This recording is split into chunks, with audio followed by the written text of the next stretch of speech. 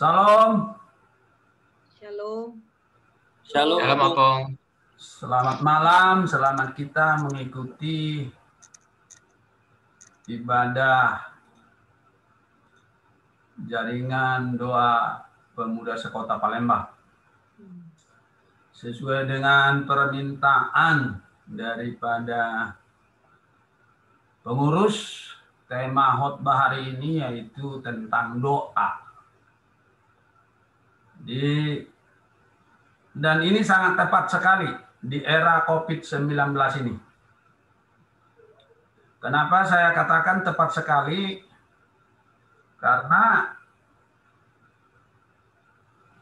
gereja saat ini sangat prihatin dalam hal yaitu pekabaran Injil dalam misi. Karena kita secara langsung sudah sulit untuk berkomunikasi memberitakan Injil Kerajaan Allah. Contohnya sekarang ini kalau ada yang sakit, kita tidak bisa kunjungi ke rumah sakit, tidak bisa kita doakan. Ya, kalau kita besok berkunjung ke rumah, tuan rumah juga sangat mengkhawatirkan kedatangan kita. Jangan-jangan membawa penyakit virus corona. Ya, jadi serba salah. Ya, jadi di dalam ibadah sehari-hari pun ibadah raya kita dibatasi dengan protokol kesehatan, dengan jumlah, dengan jarak. Sehingga yang hadir dalam ibadah hanya ya 20-30% dari kapasitas biasa yang ada di dalam gereja lokal. Jadi tema ini sangat cocok di era COVID-19 ini, hanya melalui doa yang paling efektif sekarang kita bisa menjangkau jiwa. Ya, jadi gereja sekarang ini tidak ada lagi yang dibanggakan. Tidak ada lagi yang dibanggakan. Ya, baik gereja besar maupun gereja kecil. Karena kalau kita beribadah melalui Zoom, ya paling pesertanya 25-30 orang, walaupun dari berbagai penjuru mata angin yang hadir. Beda dengan dulu, yaitu kita bisa melayani 500 orang sekaligus, peserta 1.500 ya.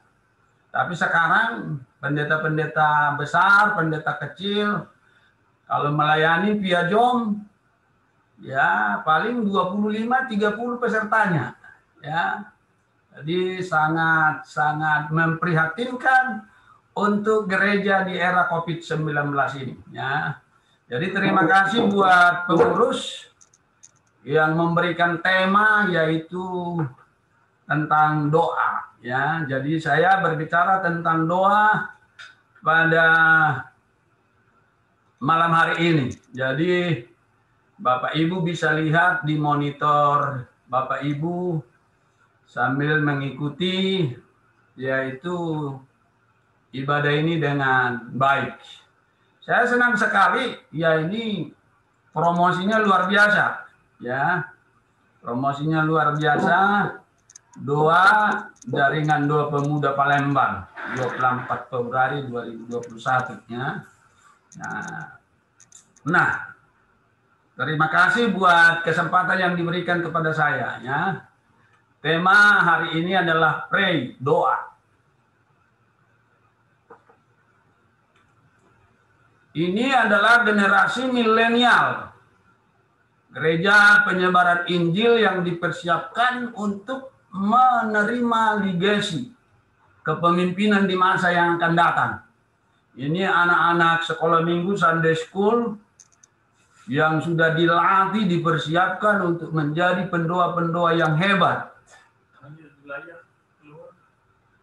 Pendoa-pendoa yang luar biasa. Ya, jadi sekolah minggu GPI Palembang itu punya visi yaitu Children Today leader tomorrow. Anak-anak hari ini, tapi pemimpin di masa yang akan datang. Inilah generasi milenial yang kita persiapkan untuk menjadi hamba-hamba Tuhan yang militan di era milenial ini. Ya. Hah?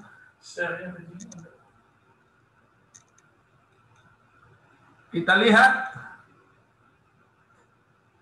preface, pendahuluan. Definisi doa. Ini penting anak-anak muda harus tahu. Definisi doa ini yaitu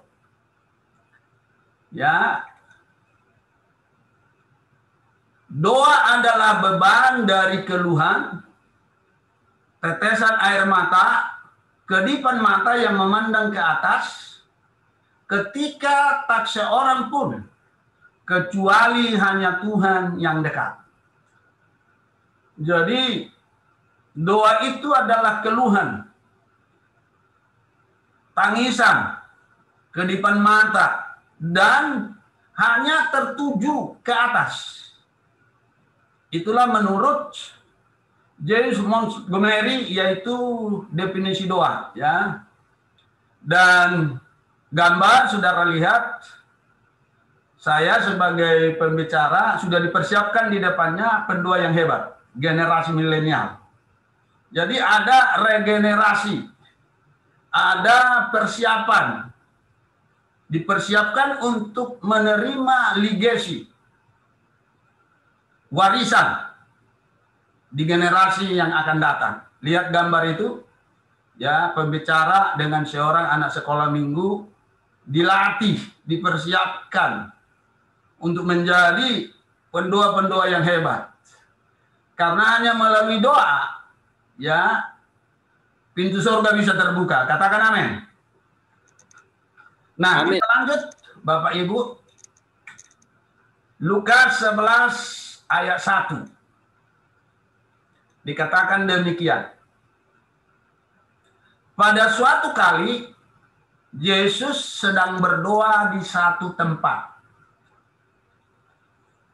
Ketika ia berhenti berdoa, berkatalah dari murid-muridnya kepadanya, Tuhan, ajarlah kami berdoa sama seperti diajarkan Yohanes kepada murid-muridnya.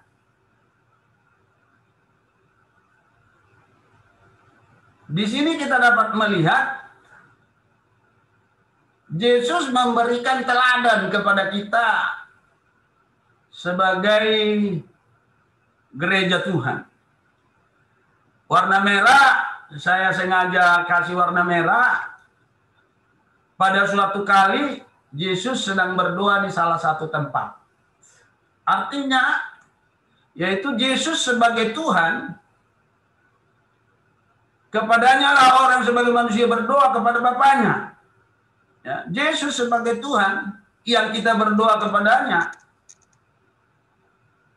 melalui dia kepada Bapaknya, tetapi dia walaupun dia adalah seorang anak, dia tetap patuh dan berdoa kepada Bapaknya. Ya, dalam wujud manusia, setelah dia menjelma menjadi manusia, dia taat dan setia berdoa, patuh berdoa kepada Bapaknya. Jadi memberi suatu teladan bagi kita, generasi milenial pada masa kini. Ya. Menarik untuk kita perhatikan secara khusus, Injil Lukas, ya, memperhatikan bahwa kehidupan Yesus diwarnai dengan doa. Nah, kalau Yesus aja hidupnya diwarnai dengan doa, bagaimana dengan kita? Ya.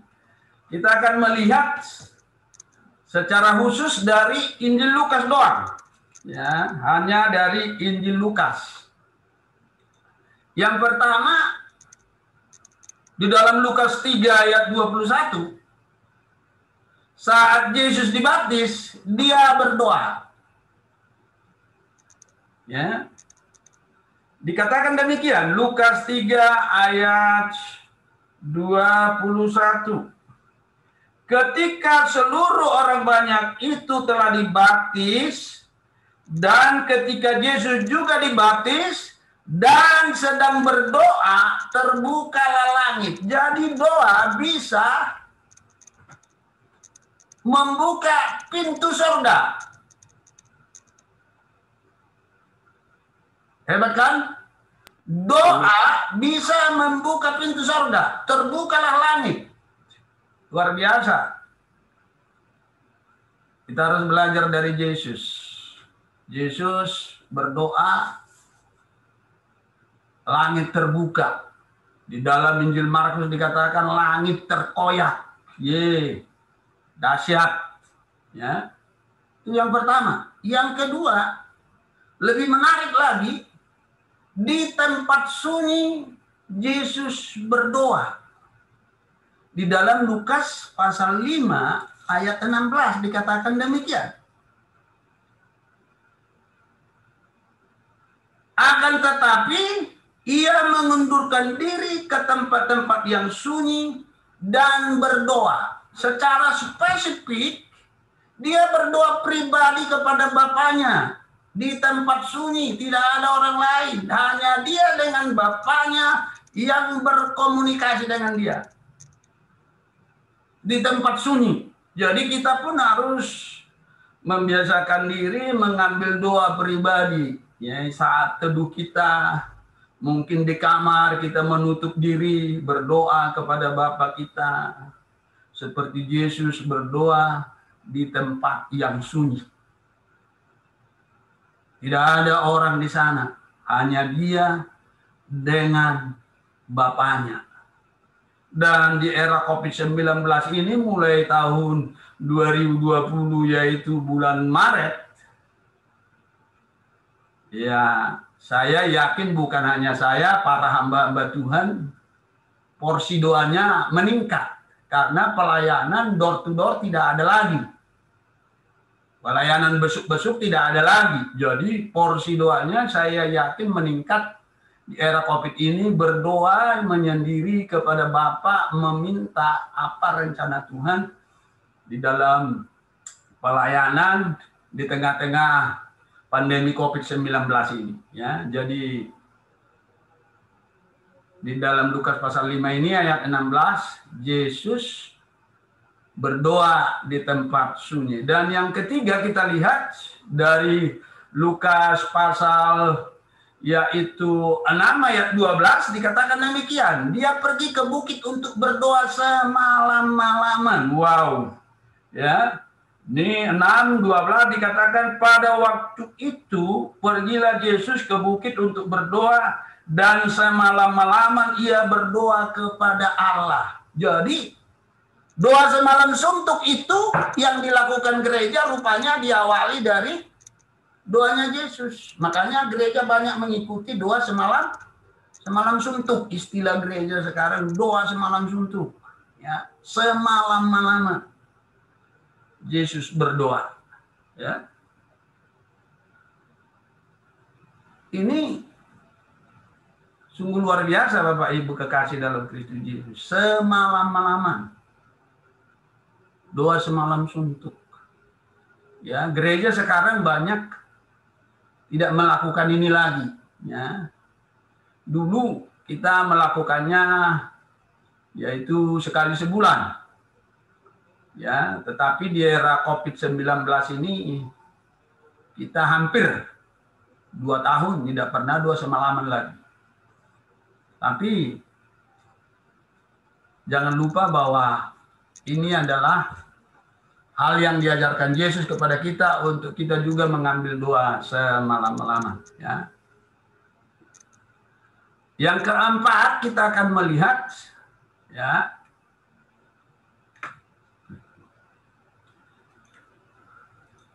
yang keempat kita akan melihat Yesus berdoa seorang diri. Lukas pasal 9 ayat 8. Kita akan lihat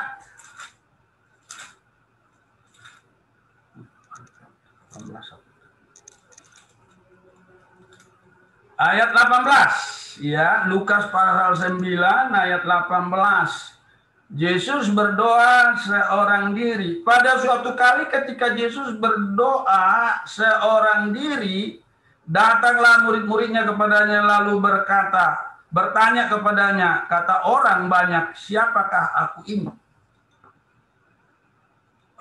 Jadi Yesus berdoa seorang diri. Ini yang banyak dilakukan oleh para hamba-hamba Tuhan 2 tahun terakhir ini. Karena memang berdoa seorang diri itu sangat menguatkan iman kita, meneguhkan iman kita sehingga kita tetap kuat menghadapi situasi yang terjadi saat ini. Karena berarti saya katakan tadi bahwa di era COVID ini tidak ada yang dapat dilakukan oleh gereja. Ya. Apa yang dapat kita lakukan? Ya. Pergi ke desa-desa pun kita sudah membatasi diri. Ke kota-kota apalagi. Ya. Untuk membaptis pun kita membatasi sekarang. Orang yang seharusnya sudah harus dibaptis, tetapi karena kondisi keadaan, ya mereka belum menyerahkan diri untuk dibaptis. Jadi banyak hal yang tidak bisa kita lakukan di era COVID ini, sehingga kita belajar dari Yesus berdoa seorang diri. Yang kelima kita lihat, bersama murid-muridnya, ia naik ke atas gunung berdoa. Ketika ia sedang berdoa, rupanya berubah. Ini di Bukit Kemuliaan. Waktu yang disebut transfigurasi. Ya, di Bukit Kemuliaan, Yesus berdoa mengajak 3 muridnya, Yohanes, Yakobus, dan Petrus, di gunung yang tinggi. Ya. Dan pada saat Yesus berdoa di atas gunung, murid-muridnya tertidur, Tuhan mengutus Musa dan Elia berbincang-bincang dengan Yesus di atas gunung kemuliaan itu. Dan setelah murid-muridnya terbangun, mereka berkata, "Guru, tempat ini sangat indah. Kami akan membangun 3 pondok di sini. 1 untuk guru, 1 untuk Musa, 1 untuk Elia."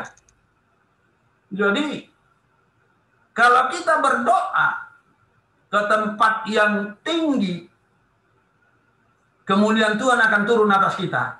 Tak kala kemuliaan Tuhan turun atas kita, maka hal-hal yang indah di dalam gerejanya pun akan banyak kita lakukan. Hal-hal yang tidak terpikirkan oleh pikiran manusia akan terjadi di dalam pelayanan kita kalau kemuliaan Tuhan ada atas kita saat kita tekun di dalam doa. Yang keenam, bersama murid-muridnya ia berdoa di Taman Getsemane di Bukit Zaitun. Ya. Sekali lagi saya hanya ambil dari Injil Lukas. Bagaimana penulis Injil Lukas begitu teliti mengikuti jam-jam doa Yesus sampai di Taman Getsemane. Malam terakhir dia bersama dengan murid-muridnya sebelum dia disalib di Bukit Kalvari. Bersama murid-muridnya dia berdoa di Taman Getsemane, dikatakan di dalam yaitu Lukas pasal 22 ayat 39 sampai 41 saya akan baca. Di Taman Getsemane. Lalu pergilah Yesus keluar kota dan sebagaimana biasa ia menuju Bukit Zaitun. Murid-muridnya juga mengikuti dia. Setelah tiba di tempat itu, ia berkata kepada mereka, "Berdoalah supaya kamu jangan jatuh ke dalam pencobaan. Kemudian ia menjauhkan diri dari mereka kira-kira sepelempar batu jaraknya. Lalu ia berlutut dan berdoa, katanya. Jadi Yesus berlutut berdoa bersama dengan rasul-rasulnya. Waktu itu 11 orang saudara-saudara yaitu Yudas Iskariot. Dia berdoa di Taman Getsemane, dia berkata, Tuhan, jikalau boleh, lalukanlah cawan ini daripadaku. Tetapi bukan kehendakku, tetapi kehendak-Mu-lah yang jadi. Sungguh luar biasa. Sampai akhir hidupnya, sampai malam terakhir dia bersama murid-muridnya. Hidup Yesus diwarnai dengan doa. Luar biasa. Katakan amin. Wow, dahsyat. Luar biasa Bapak Ibu kekasih dalam Kristus Yesus. Di sini Yesus mengajar kita berdoa bukan hanya 1 kali seminggu dalam ibadah raya. Tetapi kita harus berdoa tanpa henti dengan Allah. Ya, kita harus berdoa terus-menerus, bersekutu tanpa berhenti. Ya. Di dalam Kolose 4 ayat 2 dikatakan demikian. Bertekunlah dalam doa. Dan dalam pada itu jagalah sambil mengucap syukur. Ya. Bertekunlah dalam doa. Dan dalam pada itu berjaga-jagalah sambil mengucap syukur. Warna merah saya turunkan, Bapak Ibu, bertekunlah dalam doa, artinya continue, tidak temporer. Halo anak-anak muda, doa itu tidak temporer, tapi continue, terus menerus. Ya, seperti Yesus dari pasal 3 sampai pasal akhir dia ada hidupnya diwarnai dengan doa. Jadi continue. Kemudian hidup diwarnai dengan doa. Sebagai generasi milenial, generasi penerus di dalam gereja Tuhan di akhir zaman ini, ya, generasi milenial harus hidupnya diwarnai dengan doa sehingga tidak terkontaminasi dengan keadaan dunia yang sangat memprihatinkan saat ini. Tidak terkontaminasi, ya, tetapi kita tetap ada di dalam terangnya Tuhan, ya. Orang yang suka berdoa, ya, disebut sebagai pendoa syafaat. Jadi kalau kita sering berdoa, suka berdoa, maka kita disebut pendoa syafaat. Jadi kalau pendoa syafaat itu artinya dia hanya berdoa untuk orang lain, untuk gereja. Dia tidak lagi mendoakan dirinya sendiri. Karena dia yakin saat kita mendoakan orang lain, Tuhan pasti memberkati kita. Saat kita berdoa untuk orang lain yang dia tidak tahu kita berdoa untuk dia, itu berkatnya luar biasa. Itulah yang disebut pendoa syafaat. Dia berdoa kepada orang-orang lain dan orang lain itu tidak tahu dia didoakan oleh pendoa syafaat itu. Ini harus menjadi bagian dari pelayanan kita. Ya. Banyak hamba-hamba Tuhan yang saya sebut setiap hari, setiap malam di dalam doa saya, tanpa mereka tahu bahwa saya mendoakan mereka. Tetapi tak kala saya mendoakan mereka, damai sejahtera Tuhan turun atas saya, dan berkat Tuhan melimpah, dan kita diberikan kekuatan kesehatan dalam menjalani hidup sehari-hari. Luar biasa, Bapak Ibu kekasih. Nah, saya beri satu contoh, Ayub. Ayub, ya. Ya, di dalam Ayub pasal 42 ayat 7 sampai 10. Ya, perhatikan, dikatakan demikian. Ya, satu-satu.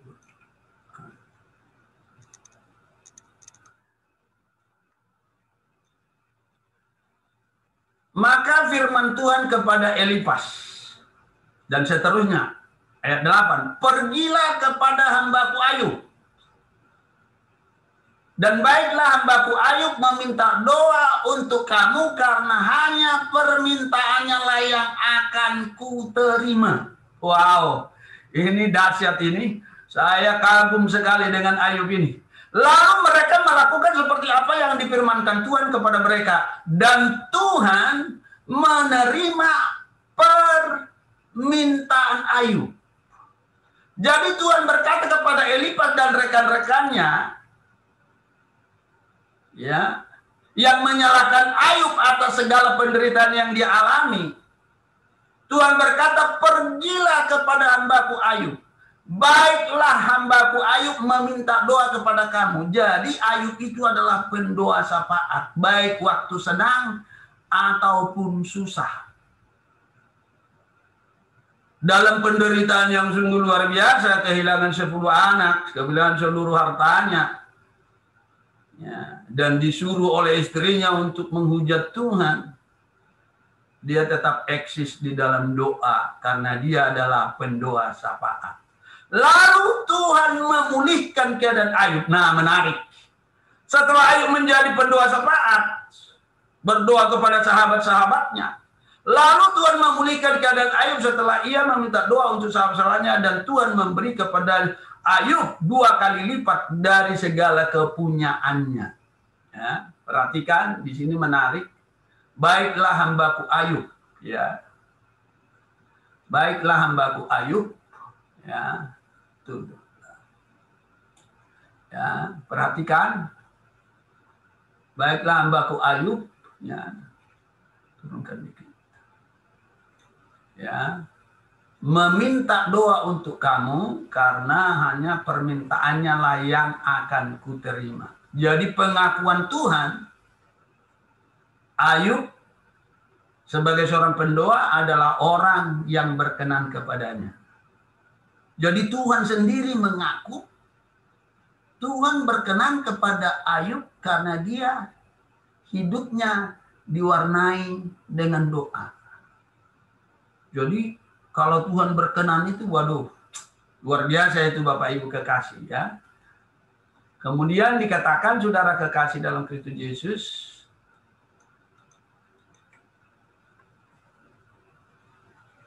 pengakuan Tuhan, ya. Saat senang maupun susah hidupnya diwarnai dengan doa. Mengapa Tuhan senang dengan Ayub? Why? Karena saat susah, saat senang, hidupnya diwarnai dengan doa di dalam Ayub 1, ayat 5, dan ayat 20. Akibat doa Ayub, dikatakan para sahabat-sahabatnya tidak dihukum Allah. Rekan-rekan Ayub, akibat doanya, Elifas dan kawan-kawan tidak dihukum Tuhan. Karena Tuhan tadi berkata, hanya doa Ayub yang aku dengar, pergilah ke sana supaya dia berdoa untuk kamu dan kamu akan diampuni. Kira-kira demikian esensinya Bapak Ibu kekasih dalam Kristus Yesus, ya. Jadi akibat doa Ayub, para sahabat-sahabatnya tidak dihukum Tuhan. Katakan dahsyat. Dahsyat. Nah, dahsyat saudara-saudara. Luar biasa. Saya berulang-ulang dan menjadi favorit saya membaca kitab Ayub. Adalah satu kitab yang sangat saya sukai, yang sering saya baca berulang-ulang dari pasal 1 sampai pasal yang terakhir. Nah, Tuhan memulihkan keadaan Ayub. Tuhan memberikan kepada Ayub 2 kali lipat dari segala kepunyaannya dahulu. Setelah dia berdoa untuk sahabat-sahabatnya, setelah dia berdoa untuk rekan-rekannya, Ayub yang sedang terpuruk itu diberkati Tuhan 2 kali lipat. Hanya menjadi pendua syafaat bagi sahabat-sahabatnya. Menarik untuk kita periksa di dalam Alkitab pasal 42, saudara-saudara, dipulihkan dan diberkati 2 kali lipat. Wow, luar biasa. Ya. Hanya menjadi pendua syafaat. Ya. Makanya generasi milenial, jaringan doa pemuda sekota, ya, mari kita menjadi pendua-pendua syafaat. Memang pendua syafaat itu tidak populer karena dia ada di balik layar. Tidak seperti pengkhotbah hebat, terkenal di mana-mana. Tidak seperti song leader, ya, memimpin KKR, terkenal di mana-mana. Ya. Tapi kalau pendua syafaat, tidak ada yang mengenal. Tapi percayalah, Tuhan sangat berkenan kepadanya seperti Tuhan berkenan kepada Ayub. Untuk itu mari kita menjadi pendua-pendua syafaat di dalam gereja Tuhan di akhir zaman ini. Karena melalui doa-doa kita akan terjadi hal-hal di luar pemikiran kita. Ya, akan terjadi mujizat-mujizat yang besar di dalam pelayanan gereja Tuhan di akhir zaman ini. Ya. Jadi hanya menjadi pendua syafaat. Saya ulangi, bagi sahabat-sahabatnya Ayub dipulihkan, diberkati 2 kali lipat. Kemudian pemulihan kesehatan, penyakitnya disembuhkan oleh Tuhan. Kemudian pemulihan kemakmuran. Ya, karena dia kaya, saudara-saudara. 2 kali lipat artinya dari sebelumnya yang sudah hilang, saudara-saudara. Ya. Kemudian pemulihan keluarga. Dia kehilangan 10 anak. Kemudian setelah dia dipulihkan oleh Tuhan, usianya ditambah lagi, saudara kekasih, 140 tahun kemudian. Dan dia mendapat 10 anak dan 3 anak wanita. Dan dikatakan anak-anak Ayub adalah wanita-wanita tercantik di wilayah di negeri timur pada masa itu. Tidak ada wanita-wanita yang sehebat dari putri-putri Ayub. Karena memang Ayub diberkati 2 kali lipat sampai generasi keempat. Dia melihat anak cucu cicitnya, saudara kekasih dalam Kristus Yesus. Jadi ada pemulihan. Ya, katakan amin, haleluya. Amin, haleluya. Ya, jadi pendua syafaat itu sungguh luar biasa, saudara-saudara. Ya, walaupun tidak terkenal, tapi terkenal di mata Tuhan. Ya, tidak seperti pengkhotbah. Ya, kita lihat banyak pengkhotbah yang terkenal. Ya, banyak song leader yang terkenal. Tetapi kita tidak pernah dengar pendua syafaat yang terkenal. Ya. Tapi di mata Tuhan, mereka yang suka berdoa adalah sangat berkenan kepadanya. Kita lihat sebelumnya tentang Ayub dalam pasal 1 dan 2, dikatakan dengan seizin Tuhan dalam waktu singkat Ayub kehilangan 10 anak, kekayaan, yaitu dan kesehatannya.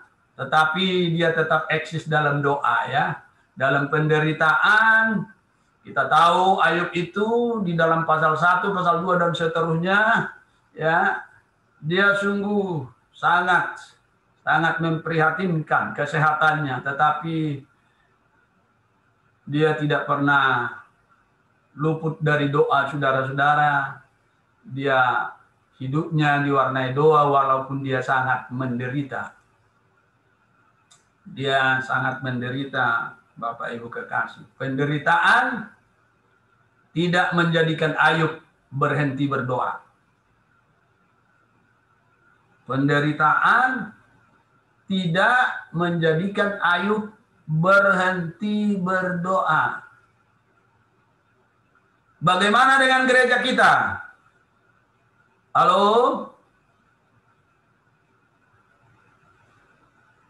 Apakah gereja kita masih berdoa di era COVID-19 ini? Amin. Bagaimana dengan keluarga kita? Apakah kita masih ada ibadah subuh bersatu keluarga? Sampai hari ini, kami keluarga masih tetap ibadah subuh 1 jam, beribadah bersama-sama, berdoa setiap jam 5.30 sampai jam 6.30.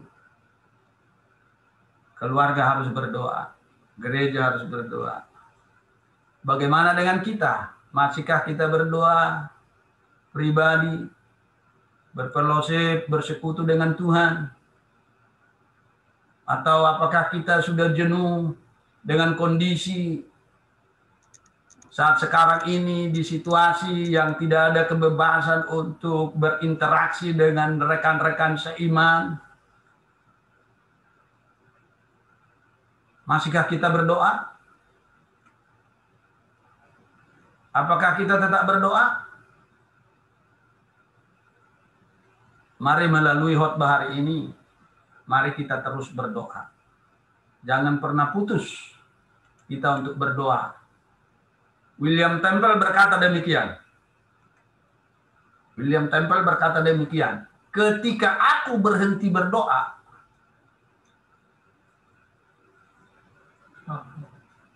hal-hal yang terjadi secara kebetulan tidak terjadi lagi. Jadi pada saat kita berhenti berdoa, hal-hal yang terjadi melalui doa kita itu tidak terjadi lagi. Jadi kita sebagai generasi milenial di gereja Tuhan Air Samar ini, kita tidak boleh berhenti berdoa. Katakan amin. Amin. Tidak boleh berhenti berdoa. Saya katakan tadi, hanya doa yang bisa kita panjatkan kepada Tuhan di situasi, kondisi negara kita, bangsa kita 2 tahun terakhir ini. Mulai tahun 2020-2021 ini. Dan diprediksi 2022 baru kita agak leluasa, ya. Baru agak leluasa, ya. Belum sepenuhnya kita berinteraksi beribadah seperti sedia kala, ya. Jadi hanya doa yang bisa kita panjatkan. Mari kita belajar berdoa, ya. Kita lihat apa kata Nabi Samuel dalam 1 Samuel 12 ayat 23a dikatakan demikian. Ini sangat menarik. Mengenai aku, jauhlah daripada aku untuk berdosa kepada Tuhan dengan berhenti mendoakan kamu. Jadi, dosa terburuk adalah keadaan tidak berdoa. Jadi dosa yang terburuk bagi kita sebagai hamba-hamba Tuhan, sebagai pelayan Tuhan, sebagai orang Kristen adalah apabila kita sudah berhenti berdoa. Berdosa kepada Tuhan dengan berhenti mendoakan kamu. Jadi seorang hamba Tuhan, seorang pelayan Tuhan harus berdoa untuk seluruh umat Tuhan agar tetap eksis di dalam iman walaupun menghadapi banyak masalah persoalan di era COVID-19 ini, Bapak Ibu kekasih dalam Kristus Yesus. Itu harus kita perhatikan. Berdosa kepada Tuhan kalau tidak berdoa, ya, ini suatu hal yang luar biasa yang disampaikan oleh Nabi Samuel kepada kita pada malam hari ini. My bro and sis in Jesus Christ, berita terbaik bagi pendoa syafaat, ya. Ini berita terbaik untuk kita. Ya, kalau saudara menjadi pendoa syafaat, jangan gagal paham dengan hal ini. Ya. Tidak boleh gagal paham. Tidak boleh gagal paham. Ya. Dengar hai pendoa syafaat, jangan gagal paham. Rev F. Botak dalam bukunya berjudul Nubuatan Akhir Zaman menulis demikian. Saya kutip dari bukunya Rev F. Botak dalam buku Nubuatan Akhir Zaman. Jadi jelas sekali bahwa penahan antikris ialah Roh Kudus yang bekerja sama di dalam hidup anak-anak Allah yang sejati melawan kuasa setan dan iblis. Pada waktu pengangkatan mempelai nanti, pada waktu pengangkatan mempelai Kristus terjadi, jutaan orang Kristen akan diangkat ke panggung dari panggung dunia. Terutama, nah ini yang saya senang, sampai saya kutip ini, terutama mereka yang menjadi pendoa syafaat dan mitra kerja Allah. Jadi pendoa syafaat itu, orang yang senang berdoa itu mitranya Tuhan, rekan sekerjanya Allah, ya, partnernya Tuhan. Pendoa syafaat itu, ya, mitra kerjanya Tuhan. Saya bangga jadi mitra kerjanya Tuhan. Kita pun semua harus bangga menjadi mitra kerja Kristus. Ya.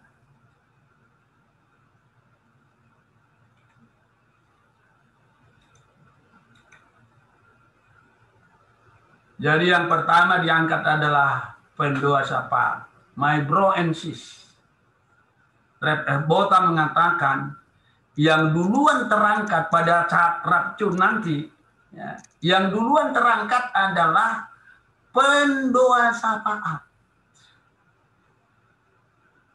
Ya, saya yakin ini melalui ilham roh dia terima loh dari Roh Kudus. Ya, dia katakan yang duluan terangkat pada saat pengangkatan gereja Tuhan, yang duluan terangkat bertemu Tuhan di angkasa yang permai. Seperti ada pujian, ada pertemuan di udara. Ya. Ada pertemuan di udara, pertemuan yang manis. Saya rindu bertemu di sana, jauh di udara. Nyanyian yang terdengar yang belum pernah didengar adalah kegirangan dan anak Allah yang pimpin kita, pertemuan di udara. Jadi pertemuan di udara itu, yang pertama bertemu Tuhan, itu pertama diangkat adalah pendoa-pendoa syafaat. Baru nanti mungkin song leader singer, baru pengkhotbah, baru para penatua-penatua majelis, para sintua gereja. Jadi pertama pendoa syafaat. Jadi kita jadikan doa ini menjadi pelayanan kita. Pelayanan Bapak Ibu.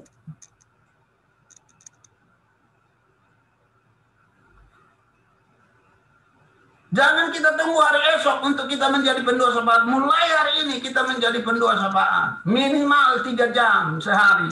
Apalagi di era COVID ini. Ya. Banyak waktu kita, Bapak Ibu kekasih. Ya. Yang duluan terangkat adalah pendoa syafaat. Baru berikutnya titik-titik. Saya titik-titik itu mungkin song leader baru menyusul, baru pengkhotbahnya, baru cintuanya, baru jemaatnya. Tapi pendoa syafaat itu spesifik di mata Tuhan menurut F. Botak. Saya yakin itu melalui wahyu Tuhan. Disampaikan kepadanya bahwa yang duluan terangkat bertemu Tuhan di angkasa yang permai itu adalah orang-orang yang setia tekun dalam doa. Nah, Bapak Ibu, kita akan akhiri khotbah ini. Biarlah kiranya khotbah ini dengan judul doa, kita menjadi pendoa-pendoa syafaat yang siap, ya, melayani Tuhan melalui doa-doa kita, ya. Sebagai ayat kunci, ayat penutup kita ambil dari yaitu Efesus 6 ayat 18 dikatakan demikian. Kita baca bersama-sama. Jadi semua